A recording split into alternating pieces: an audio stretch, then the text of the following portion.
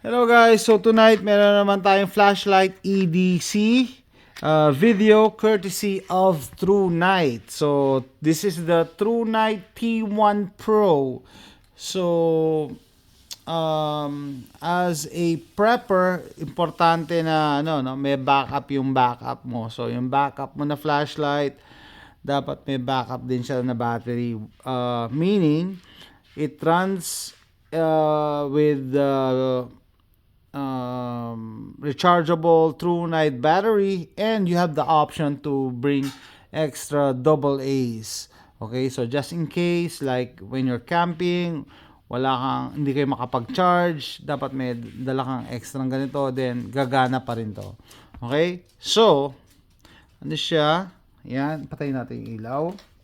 Okay, patayin natin yung ilaw. 1012 lumens to.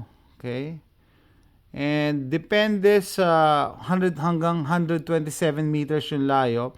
Depende sa pagpihit nyo kasi twist to turn on siya eh. Yan, hindi pag yun, bright. Super bright. Okay. Pag dinadaan-daan ko, nakukuha ko yung ano eh. Yan, hindi naman siya ganoon ka-bright, parang medium to eh. Anyway, pakita ko sa inyo yung yung battery niya, no? Kasama na pag bumili kayo. Yan. USB Type-C, may kasama din siyang charging cable, USB Type-C. Okay? And like I said, pagka naubos yan, just bring extra double A's. Double A battery para, options people, options. Kailangan natin ng option pagka prepper tayo or nag-outdoors kasi most of the time walang place to charge our electronic devices, especially flashlight kasi importante yung flashlight pag nag-outdoor ka. Okay, so gagana siya both ways, no? Rechargeable and ordinary AA batteries. So, and may kasama na rin siyang belt clip. And may lanyard hole dito. Kung gusto niyo lagyan ng tali, it's up to you. Pero wala yata siyang kasama lanyard, wala. Ito lang charging cable tsaka manual. And look at the size. Malaki hands ko, XL ako sa gloves.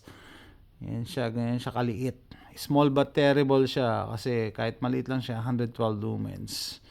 Alam ko yung mga nabibiling mumurahing flashlight nasa 100-150 lumens lang yung mga ganito kaliliit eh.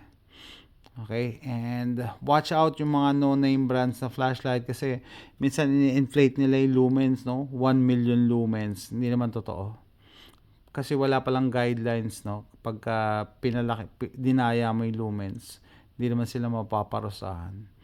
Okay, so just keep that in mind. Baka sabihin nyo, may flashlight ako, ganito, ganyan, 100,000 lumens, which is not true. So, yun lang yung sinasabi nila para mabenta yung flashlight nila. Pero pag mga kilala ng brands, mahirap silang mandaya ng number of lumens kasi mako-call out sila. Yan po ang niya, small but terrible natin, and it comes in 3 different colors: black, orange, and green. Yan, ito yung green na flashlight. Okay, so that's it guys. Salamat sa company na TrueNight for partnering with us and letting us test their products. And see you next time.